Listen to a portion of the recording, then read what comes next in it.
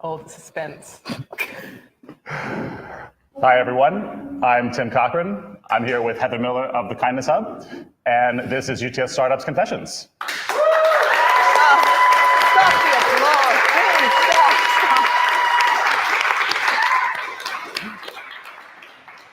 Thanks for being here, Heather. It's great to see you. So tell us, in as many seconds as you like, what is the Kindness Hub? That's a great first question. The Kindness Hub is a social enterprise that connects the world through kindness. That's literally the entire point. And we have in-person and online programs and initiatives and activations that help to encourage meaningful connection. Everything from speed friending events to programs with the National Leadership Program of Scouts Australia. It's everything in between, and it's how do we actually get creative and playful with how we interact with each other as human beings, not just as what we do. Right. Okay, great. And when did you start this project? I officially registered the Kindness Hub in 2013. But where does the idea come from? It's a big story. Are you ready? I think so, yeah. So for me, the Kindness Hub has pretty much been a part of who I am since as long as I can remember. And growing up in what was considered the murder capital of Australia, which is a really beautiful place, might I add, really beautiful place. Great homemaker centers there. I remember walking home from school at one point and not feeling safe to do so. And I got really, really angry because it had been a lifetime of not feeling safe walking home, and also being in experiences at school where I was highly bullied, and also in experiences even on the street where I wasn't able to be my fullest expression of myself. And I decided at that moment, walking down the road, that if I wanted to live in a place that's beautiful, then I needed to be an active participant of making it that way. And so I did what any ordinary person would do with this logic, and I started writing, like I got paper and pen, and I started writing hundreds of notes. Right, okay. Hundreds of notes, and I put them in neighbours' mailboxes, and some people loved them so much that they hosed me and said, "Get off my grass." Like, it was really a warm feeling, Sure, you know, when yeah. I put this kindness out into the world. And at school, on my way to school, I would even, back in 2010, I used to text people at the bus stop, random phone numbers. I'd make up random phone numbers, and I'd text them saying, "Good morning, we don't know each other, I hope you have a beautiful day." Like, I'm saying, like, stranger danger's potential, but I had a good lock on it. And I would always get beautiful messages back from people. And I decided that in these tiny moments where I may never meet the person who got the letter in their mailbox, like, that's not the point of putting the letter in the mailbox, but it could create a ripple effect that will continue to make the place that I live in somewhere that's beautiful. That's an amazing story. And it's, I mean, the thing that really stands out about that to me is the kind of mentality, like the bravery it would take to be in a place known as the murder capital of Australia, trespassing on people's lawns, leaving notes in their mailbox. Mailbox is on the street. I mean, tell me if you can, but where did that source of courage come from? What was that thing that you were able to tap into that gave you the power to go and do this as even a young girl? Yeah, I think that it comes from a much deeper feeling that we all share and potentially forget sometimes, and that is, at the end of the day, we're one human race. Like, we're all connected in some way, shape, or capacity, and we may not have the same experiences in life, but we feel the same emotions to some capacity.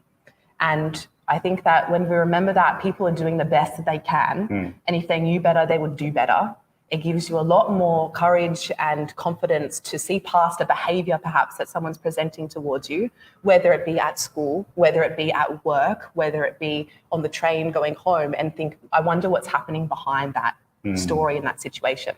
And my personal mantra, I just touched the microphone, my personal mantra has always been, how can I leave people better off than when I found them?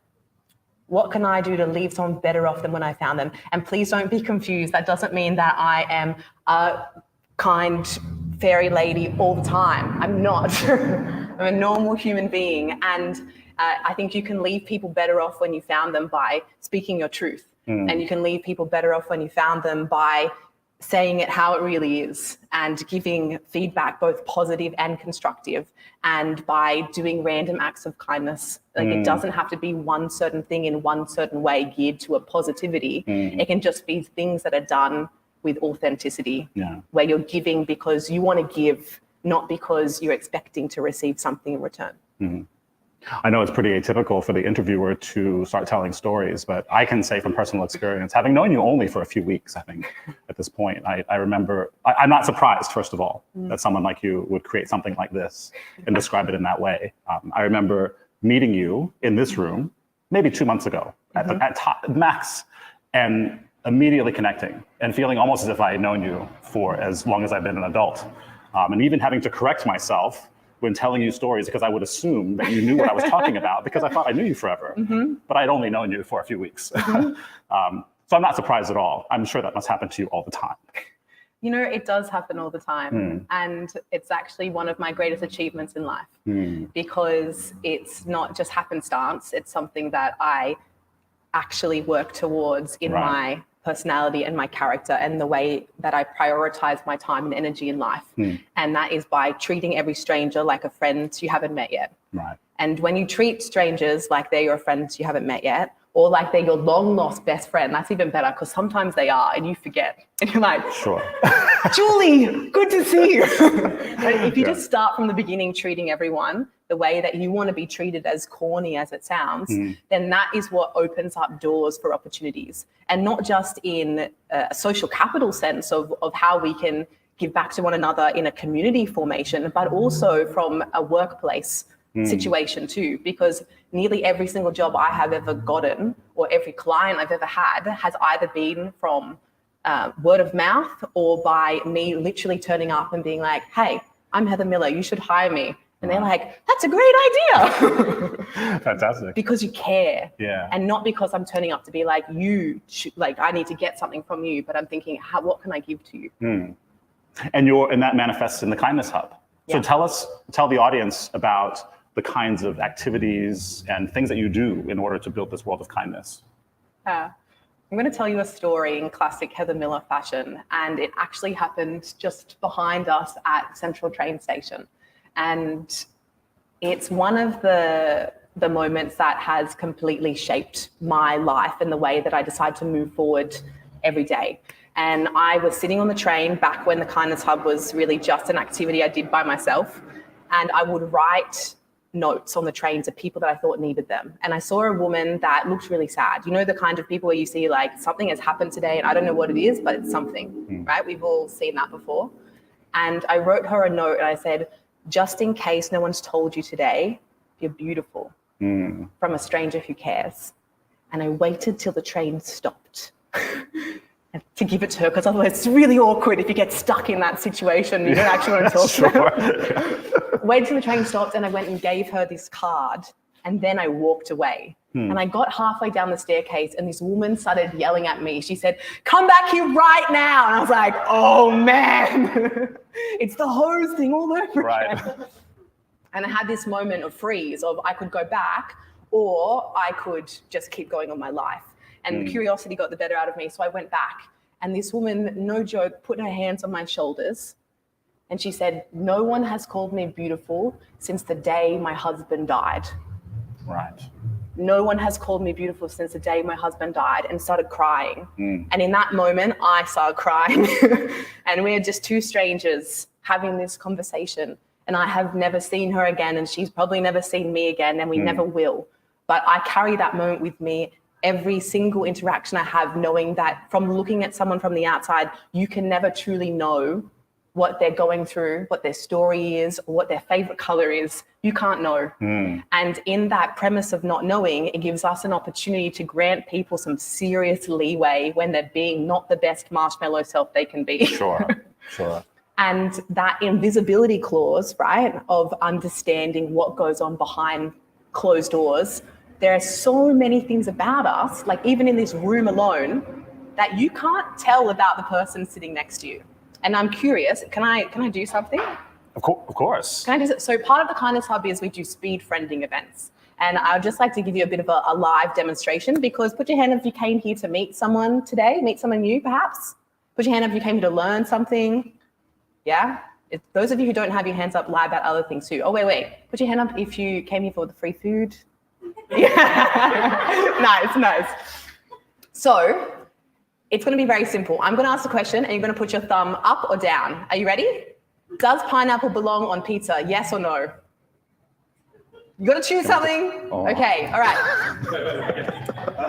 If you're getting into the shower, do you turn the hot water on first and burn your arms, put the cold water on? Or do you turn the cold water on and then make your arm really cold to turn the hot water on? Which one? Hot water first, cold water first. You're killing me with these questions, Heather. I don't know. You Can I do this? I can do this. Yeah, you can do it. Okay, I didn't realize. Sorry, I can do this for both. Yeah. If you were going to tie up some shoelaces and you had the option to do 2 bunny ears and then tie them together, or you had the option to do the tree and then you go around, which one would you do? 2 bunny ears or the tree? Oh, I'm not a psychopath. What are you talking about? What about this? If I was an avocado, imagine I'm an avocado, and you're only going to eat half. Do you cut it this way around the avocado, or do you cut it the whole way around like the oval? So this way or the whole way around the avocado? All right, this is ridiculous. Look around. There is not one single person that has their thumb up. Oh, we've got one person. We have one person. Is it? Thankfully, one non-psychopath in the room. If it's the only But wait, thing, how does she tie her shoelaces? if this is the only one thing that you take away from this entire day on planet Earth, please let it be the way to cut an avocado. And that is this way. Who likes eating brown avocado in the room? Show of hands. No one. So I don't understand why everyone is creating a vast amount of surface area by cutting the avocado in this fashion. I see. Okay, fair. Less surface area, less brownness. You're welcome. We can go home now. It's a good interview though. Excellent. Now we're going to go to the next level. I'd like everyone to please stand up. Oh, you're like, what? Okay, great. I'd like you to locate with your eyeball someone that you haven't met before. Go for it. You got 3 seconds. Don't be awkward. You're the weird one.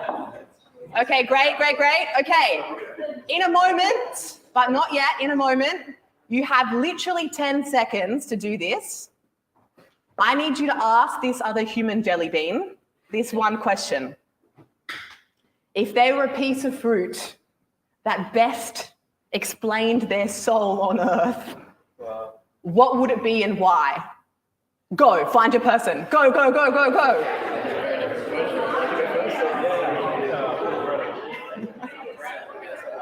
You can do this at home too. You can do this at home. If you're at home, please write in the chat what kind of fruit you would be and why. Fantastic. This is important. Go call it out to us. All right, gotta call time. Can't let them go forever. Yeah. And everybody's hands go up. Hands in the air. Wave them like you just don't care. Oh yeah. Okay, next question. Are you ready? You must develop a secret handshake with the person you're about to meet. It cannot be the person you just spoke to. Move, go, find someone else. Go.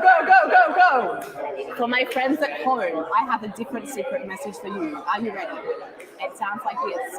In the chat right now, I want you to write down what is a birthday present you've always wanted to receive, but no one has ever given to you. Now, it doesn't have to be an actual product. It can be an experience. It can be an adventure. It can be a written note. It could be a high five. It doesn't matter.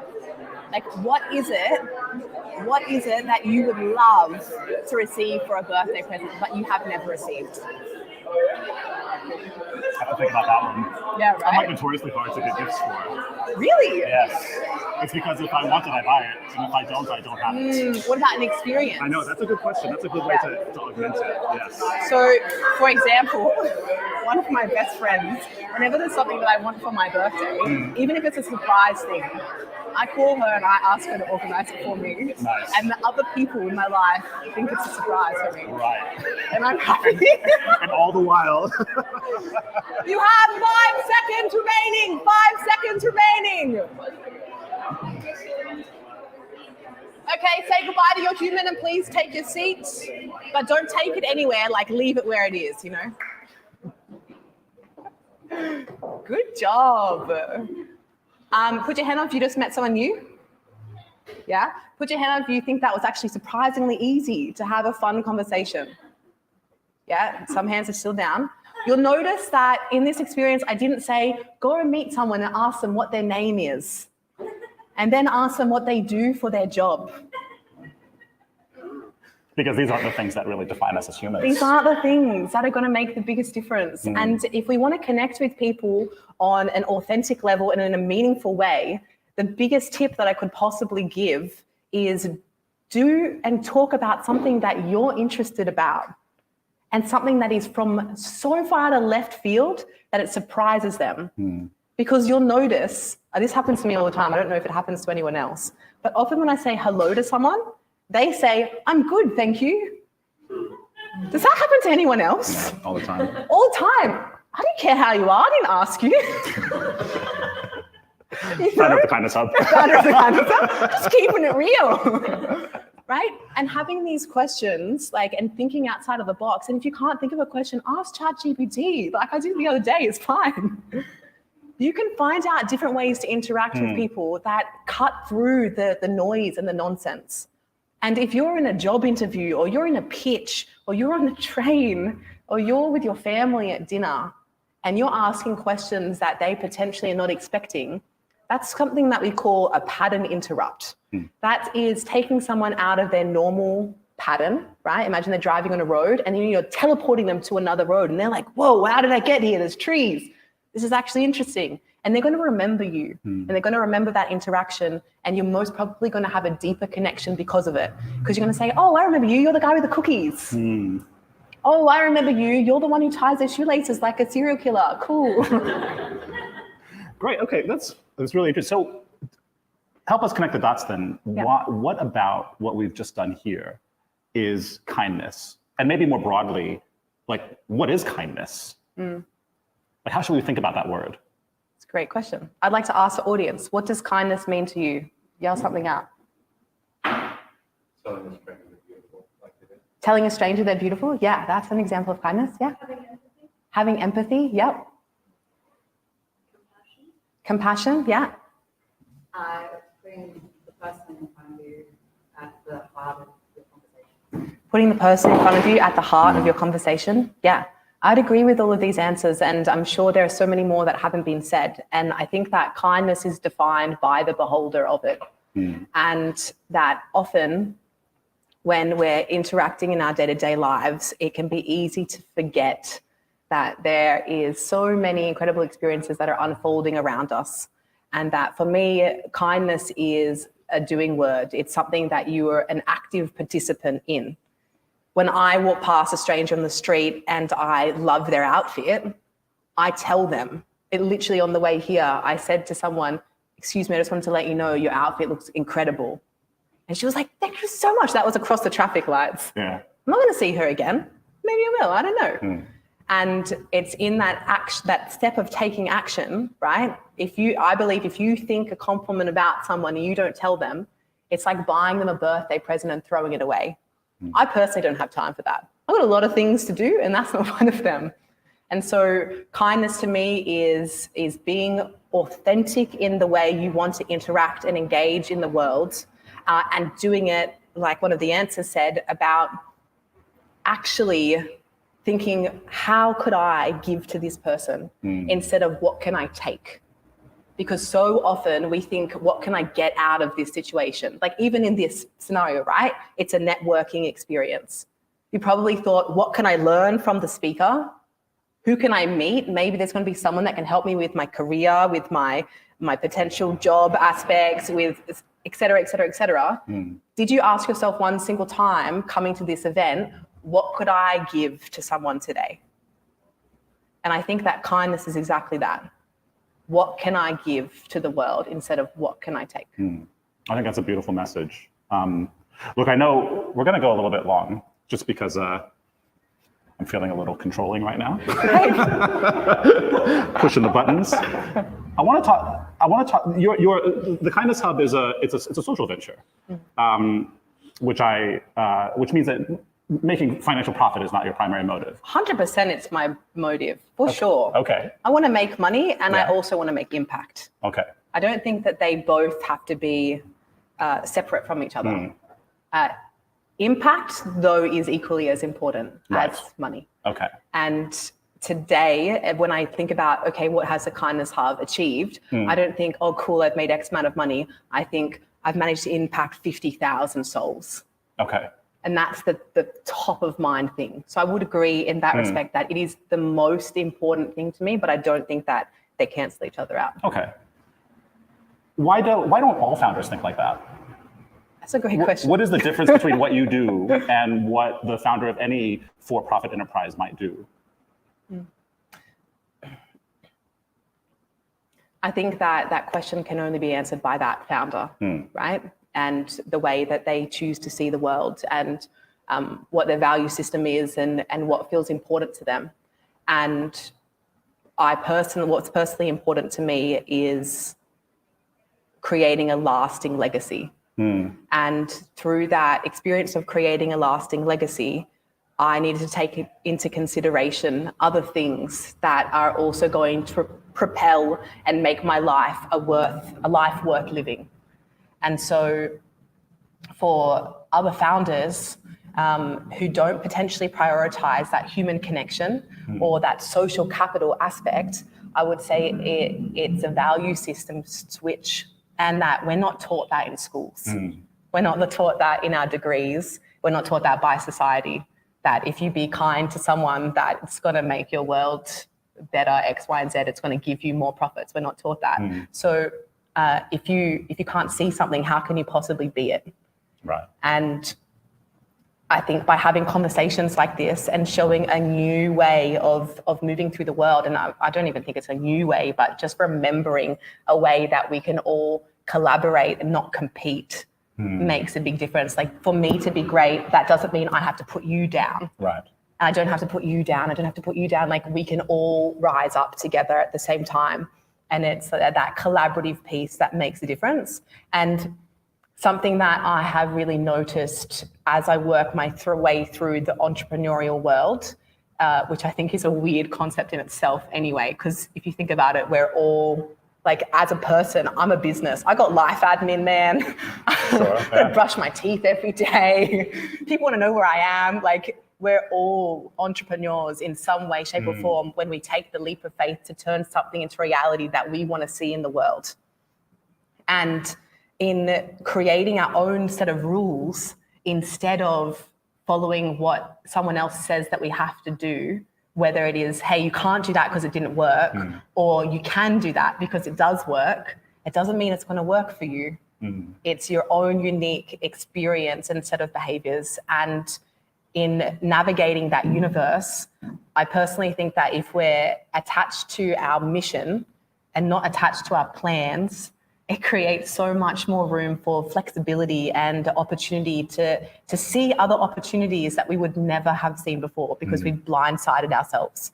So that's a very long answer to your question, but to sum it up, I would say that my biggest encouragement would be for other entrepreneurs and leaders of people of themselves would be to how can you add value to the world with your own personal existence, not just exist. Right. Like, what is it that you're focusing on? Man, we could talk for a while about that. There's so many beautiful things in what you've said that I would just broadly say connect directly with what UTS Startups is trying to accomplish.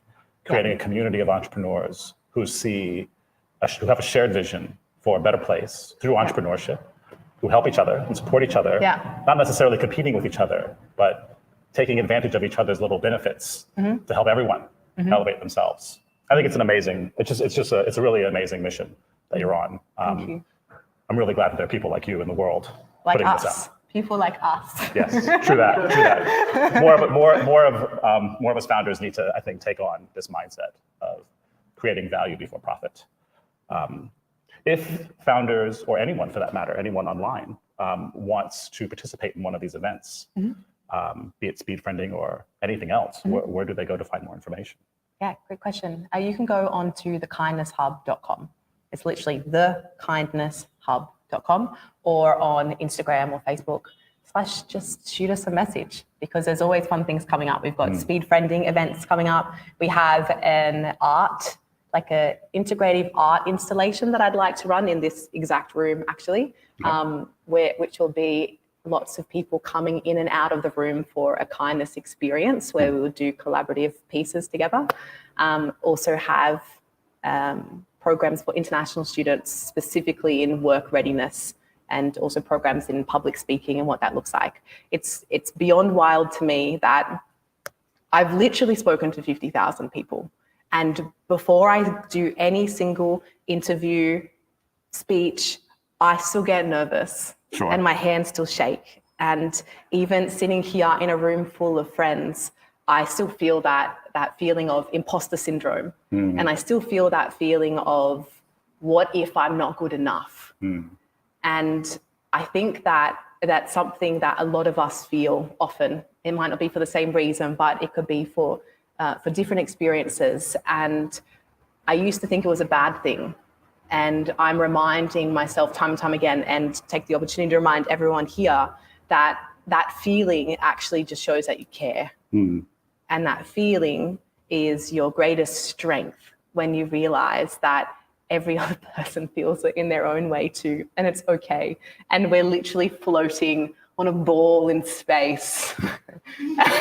And it's International Donut Day, and there are way more things to be worried about than how much money that you made today, or how many people listen to your podcast. Right. Yeah. Well, from one imposter to another, let me tell you, Heather, you are an amazing person. And I thank you very much for this conversation. It's amazing, the work that you're doing. Thank you. And the person that you are. And that concludes our on-camera interview. We're going to transition over to some off-camera questions. But those will be off-camera, of course, so you'll miss those, unless you happen to register and come and join us here at UTS Startups at Central. We have today, as you mentioned, donuts. It's International Donut Day, so we've got some. Is it Krispy Kremes today? Yeah, I have a joke. Oh yeah, go ahead. Why couldn't the donut do a sit-up? Oh, we've got an answer. Because it had no core strength. You're welcome. Donuts. You're welcome. Yeah. You're welcome. We're at the simple hi-hat and post. Thanks as always for joining us. We've got pizzas on the way. Some of the best pizza in Central or Sydney or the world, depending on your perspective. I want a piece of that action. Oh, you'll get a piece, don't worry. And we do this every Friday here at UTS Startups at Central. Register, join us. You'll find links to Heather's business, the Kindness Hub, as well as other information that we've talked about in the show notes. There are show notes, right? There will be now. And before you leave as well, I'd like to let you know that if you ever need a moment of inspiration or celebration, the Kindness Hub actually has a podcast called Pep Talks by the Kindness Hub, and they're literal 5-minute injections of happiness. So in case you're going to your job interview, or you're waking up and you're like, man, I wish someone was my friend, it's available. You have lots of friends, and they're waiting for you to listen to them. Nice. Love it. Thank you, Heather. You're welcome.